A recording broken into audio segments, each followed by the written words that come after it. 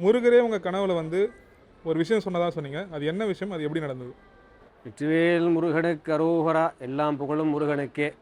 முதல்ல இந்த திருவண்ணாமலை மாவட்டத்தில் அமைந்திருக்கும் அருணகிரிநாதருடைய மணிமண்டபத்துக்கு நான் எப்படி வந்தேன்ற கதையை நான் சொல்கிறேன்.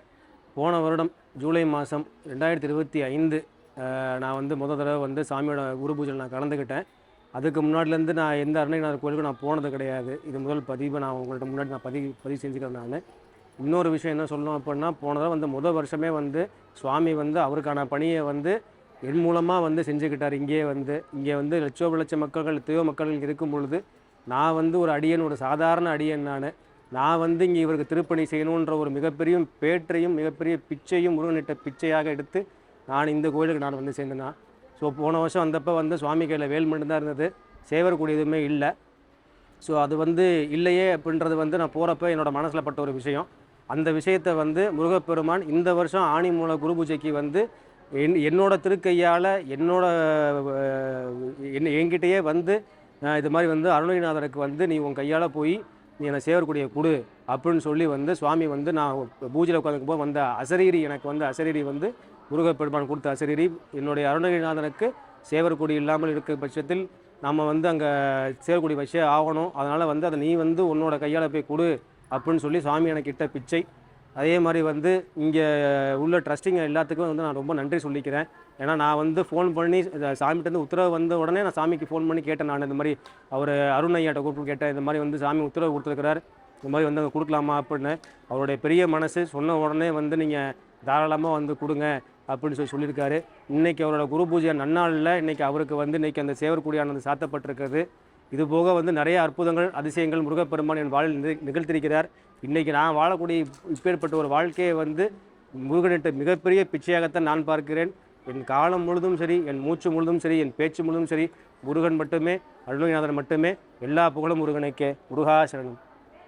நீங்கள் இந்த சேவல் கொடி போய் வாங்க போனோடனே உடனே கிடச்சிச்சா, இல்லை அதுக்கு தேடல் எப்படி இருந்துச்சு?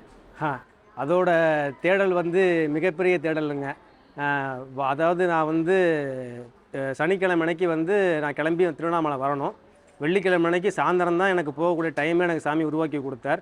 அதுவும் வந்து ஈவினிங் டைம் தான் தேர்ந்தெடுத்து கொடுத்தார். சாயந்தரம் ஒரு 6 மணிக்கு மேலே தான் கொடுத்தார். ஏன்னா நான் பகல் டயத்தில் ஆஃபீஸ் போயிட்டேன். ஸோ ஈவினிங் டைத்தில் தான் போய் வாங்கணுன்ற மாதிரி போய் நான் போய் விறுவிறுன்னு வாங்கிட்டு வந்துடலாம், ரெடிமேடாக கிடைக்குன்ற ஒரு நினப்பில் போய் நான் வாங்கிட்டு வந்தேன் நான். பட் போய் பார்த்ததுக்கப்புறம் தான் தெரிஞ்சது அவ்வளோ ஈஸியாக வந்து வாங்கிட முடியாது அப்படின்றதுனா முருகப்பெருமான் அங்கேயும் நிறையா சோதனைகளை கொடுத்தார்.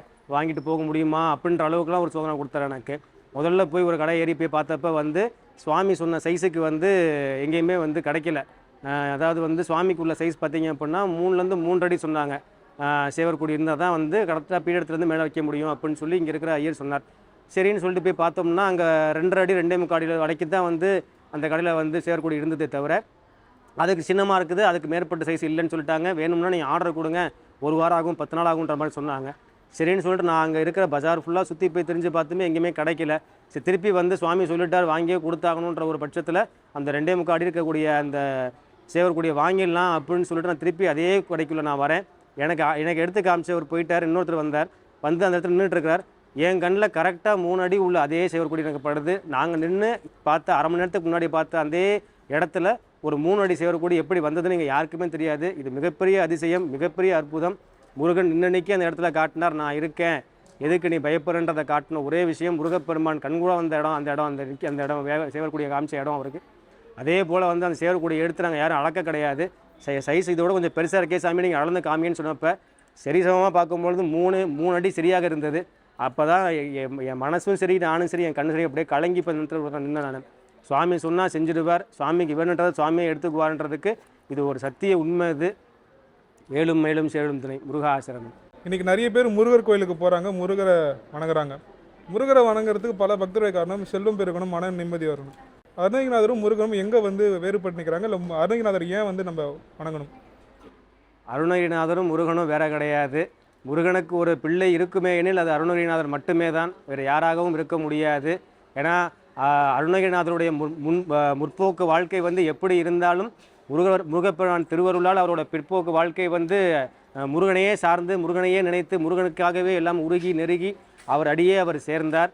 அதே மாதிரி வரக்கூடிய அத்துணை முருக அடியார்களும் சரி, இப்போ இருக்கிற நிறைய முருக அடியார்களும் சரி, முருகனே வேணுன்றதை மட்டுமே நீங்கள் ஒரு கோரிக்கையாக வைங்க, மற்றது எல்லாமே உங்களை தேடி தானாக வரும் அப்படின்றத வந்து இங்கே இருக்கக்கூடிய அருணகிரிநாத சுவாமி மூலமாக நான் உங்களை எல்லாத்துக்கும் சொல்லிக்க விரும்புகிறேன் நான்.